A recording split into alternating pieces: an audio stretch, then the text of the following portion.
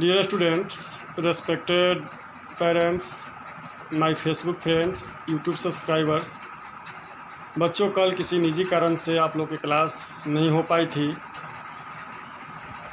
अतः आज आप लोग की जो परसों पढ़ाई हुई थी पिछले 26 तारीख के डेट में,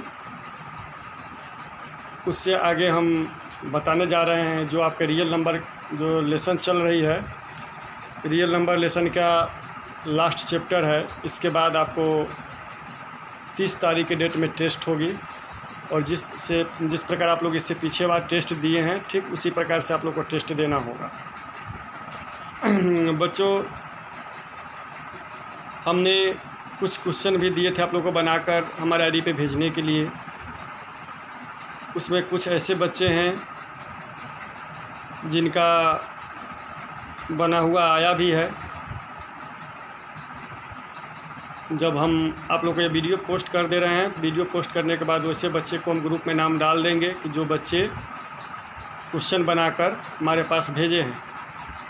सबसे पहले हम आज आप लोग की पढ़ाई का जो क्लास है उसको ले लेते हैं कि पहले आज जो आपका रियल नंबर चैप्टर है, वास्तविक संख्या जो चैप्टर आपको है उसको समाप्त कर देते हैं।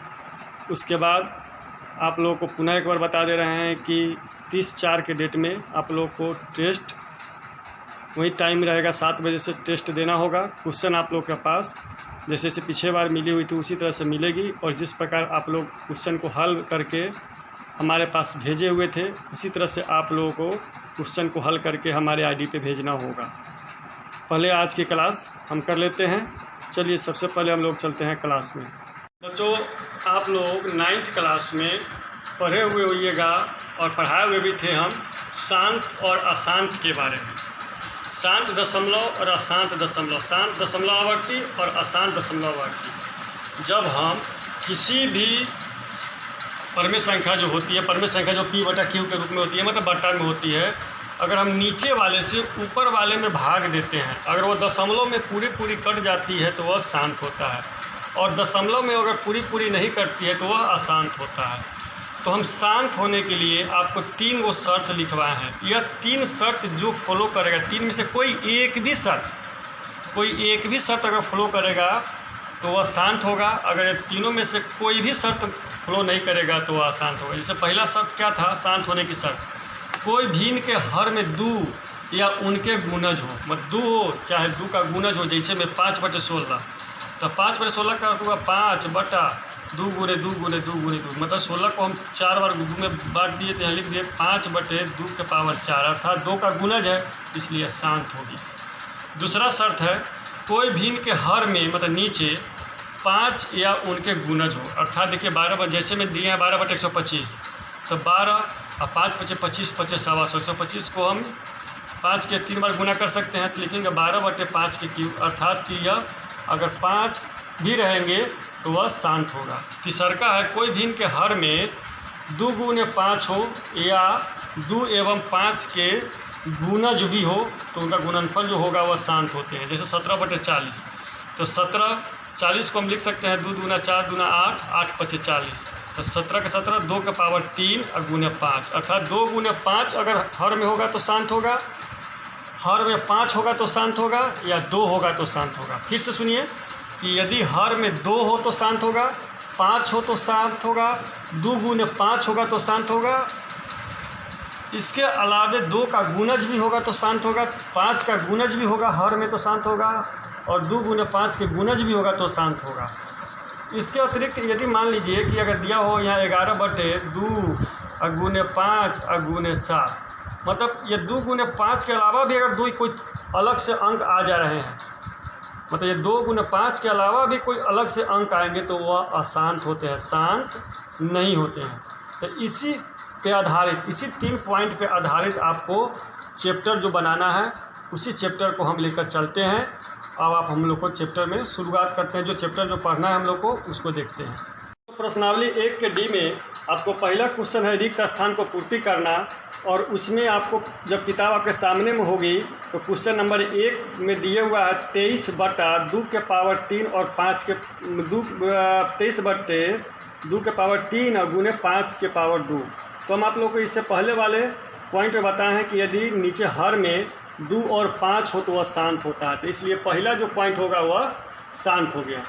यहाँ पे हम लिख दिए हैं। दूसरा में है 147 बटे 2 के पावर 2, 5 के पावर 7 और 7 के पावर 5।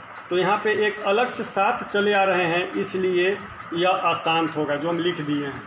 तीसरा क्वेश्चन है 4 बटे 75 का दशमलव प्रसार क्या होगा। तो 4 बटे 75 इसको हम लिख सकते हैं 4, 3 पचे 15, 15 पचे 75। तो इसमें 2 को 5 है, 1 3 है, तो यह क्या हो जाएगा। तो क्वेश्चन नंबर 3 को हम फिर से देख देते हैं। 4 बटे 75 और इसको 75 का गुणनखंड किए तो 3 पचे 15 पचे 75। तो नीचे हर में 2 को 5 और 1 3 है, 2 नहीं है, इसलिए अशांत होंगे। अब क्वेश्चन नंबर 4 में है 0.375। तो दशमलव उड़ा दिए, दशमलव की जगह पर 1 और उसके बाद 3 अंक है तो 3 को 0। अब इसको हम कटाए हैं तो 25 से कटाए हैं तो 25 से कम 25 और 25 पचे 75। 25 से कम 25 12 बचा, 12 पर 5 125, 25 बचे 125, यह कट गया। 15 हाथ से कटा, अभी 25 चौका 100, 40 हाथ से कटा। अब फिर 15 को कटा, 5 3 15, 5 8 40, मतलब 3 बटे 8। तो 3 बटे 8 को लिख सकते हैं 2 गुने 2 गुने 2। यहाँ पे 3 बटे 2 के पावर 3, चूँकि हर में 2 है इसलिए यहाँ पे 5 के पावर 0 और 2 के पावर 3। तो इसमें 5 के पावर 0 है, तो अर्थात कि इस रूप में देखिए p बटे 2 के पावर n गुने 5 के पावर m। तो इसमें अगर 2 के जो n 2 के साथ लगता है वह लिख देते हैं। तो n यहाँ पे कितना है 3 है, तो लिख दे 3, और m कितना है 0 है। यहाँ पे इस पर ध्यान दीजिएगा तो समझ में आ जाएगा। इस रूप में होता है p बटे 2 के पावर n गुने 5 के पावर m। मतलब 2 के पावर जितना होता है वह लिखते हैं, 5 के पावर जितना होता है वह लिखते हैं। तो n में जो 2 का घात होता है उतना लिखते हैं, और m में जो 5 के घात होता है वह लिखता है। इसमें 5 के घात क्या है 0 है, 0 लिख दिए, और इसमें 2 का घात क्या है तो 3 है, तो 3 लिख दिए। उसी तरह से इसको भी दशमलव पर से उड़ाए हैं।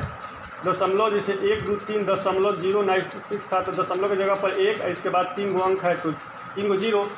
अब यहाँ पे हम कटाए हैं 4 से, तो 4 से यह 250 हासिल कटा है, और यह 4 से 30 7 7 4 हासिल कटा है, 30 7 7 4 हासिल कटा है। उसके बाद में फिर हम इसको 2 से कटा दिए, तो 2 से 125 हासिल कटा है, और यह 15 3 8 7 हासिल कटा है। 15 3 8 7 125 लिख दिए। इतना बटे 125 को लिख सकते हैं 5 पचे 25 पचे 125। अब इतना जैसे उतना ही, इसमें 2 नहीं है तो इसलिए 2 के घात 0। अगर किसी अंक का घात 0 होता है उसका मान 1 होता है। ये 2 का घात 0 और गुने 5 3 गो है तो 5 3 गो। तो यहाँ पे n क्या है, n तो 0 है, और m क्या है, m 5 है। अब उसी तरह 2 का 1 में कह रहा है इसको यह बता, मतलब p बटा q के रूप में ले आना है, और p बटा q के रूप में मतलब जो क्वेश्चन है उस रूप में बदलना, इस रूप में बदलना है। तो इसको पहले दशमलव पर उड़ा दिए, दशमलव उड़ा दिए, तो दशमलव की जगह पर 1, इसके बाद 4 गो अंक है तो 4 को 0। अब इसको यहाँ पे हम 8 7 5 बचा, तो 8 7 5 को हम इससे कटा दिए। तो इसको कटाएं तो ये 400 हासिल कटा, पूरे मतलब 400 हासिल से कटा। यह पूरे जो है ये ऐसे हम दिए कि आपको दिखाई दे कि 8 7 5 को हम इतना 10,000 से कटाए हैं, तो यह 35 मतलब कटा है, और यह 400 मतलब। अब 400 को हम कटाएं तो यह 35 भी कट गया, 80 और 7, यह 7 बटे 80। और 80 को हम तोड़े 2 दूना 4 दूना 8 16 पचे 80, तो 7 बटे 2 के पावर 4 और 5 के पावर 1, इसी रूप में लाकर छोड़ देना है। उसके बाद में 5वां क्वेश्चन बता दिए हैं। बाकी क्वेश्चन जो है इसी आधार पर बनेगा। 5वां क्वेश्चन में 1.666 है। देखिए यह 6 डॉट डॉट दिया है, तो इसका मतलब हुआ कि यह 6 का अंत नहीं है। यहाँ पे लिख दिए हैं यह अशांत आवर्ती है, इसे p बटा q के रूप में हम नहीं लिख सकते। क्यों नहीं लिख सकते, क्योंकि यह 6 का अंत नहीं है। अब 3 को 1 में कह रहा है कि बिना भाग दिए बताना है कि शांत है क्या अशांत है। तो आपको जो 3 को नियम लिखा है उसी 3 नियम को फॉलो करना है। जैसे 29 बटे 343 है, तो लिख देंगे 29 बटे 343 में गुणनखंड किए हैं 7 से 49 मतलब 7 से 7 मतलब, तो 343 कटेगा 29 बटे 7 के 3 बार क्यूब, 7 के 3 बार गुना, तो 29 बटे 7 के क्यूब। तो 7 के क्यूब रहता है तो क्या होगा, न 2 है न 5 है न 2 गुने 5 है, तो अशांत होगा। इसी तरह से भाग देकर आपको देखना है, यदि 2 नीचे अगर 2 आवे या 5 आवे या 2 गुने 5 आवे तो आपका शांत है, और 2 के अलावा कोई और अंक आवे, 2 5 के अलावा कोई और अंक आवे तो अशांत हो जाता है। चौथा प्रश्न है इसको दशमलव में व्यक्त करना है, जैसे 3.3/8, तो 8 3 24, 3 27/8। अब नीचे वाले से हम ऊपर वाले में भाग दिए हैं, यहाँ पे भाग भी देकर बता दिए कि देखिए कैसे भाग देना है। भाग देकर दशमलव में लिख देना है। अगर पूरा कट जाएगा तो पोस्ट में लिख दीजिएगा शांत, अगर नहीं कटेगा तो लिख दीजिएगा अशांत।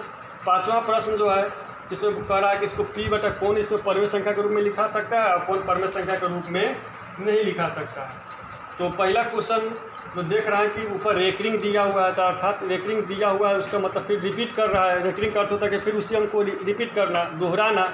तो चूँकि यह अशांत आवर्ती है, इसे p बटा q के रूप में नहीं लिख सकते।